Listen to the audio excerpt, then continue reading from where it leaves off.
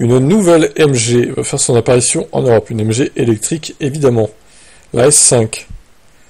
La S5 c'est avant tout des dimensions moyennes avec 4,48 m de long, 1,85 m de large, 1,62 m de haut. Dans l'industrie automobile, quand on dit moyen, on dit dans la masse et donc en confrontation directe avec une concurrence bien fournie.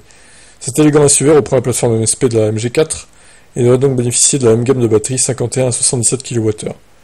À la clé des autonomies autour des 400 km. Ce sera plus petit qu'un modèle R, mais plus haut qu'une MG4, forcément. Il reprend le meilleur des nouveaux codes stylistiques de la marque sino-britannique avec un style résolument moderne et bien moins clivant que celui de la MG4.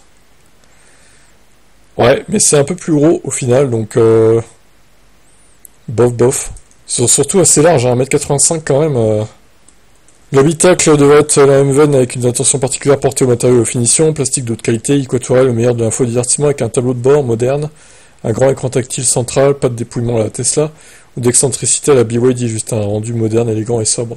Vous l'aurez compris, si la copie rendue par MG S5 est sans faute, elle n'atteint pas la perfection, il ne s'agit pas d'une voiture sur laquelle on va se retourner dans la rue. Elle ne devrait pas offrir des performances hors du commun. Et aucun détail technique de la démarque du haut du panier. Selon les informations provenant de Chine, elle devrait être proposée à des prix abordables, estimés entre 31 000 et 33 000 euros, 20 000 euros de moins qu'une modèle Y, un Renault Scénic ou une modèle Volkswagen ID4, avec des prestations qui n'ont rien à rougir à la comparaison des concurrents cités. Bon, voilà, on n'en sait pas plus pour l'instant, mais évidemment un modèle à surveiller, MG, qui frappe très fort hein, au niveau de ses prix, et de ses modèles qui sont assez qualitatifs quand même. Donc, bah voilà. Puis le look est pas trop mal.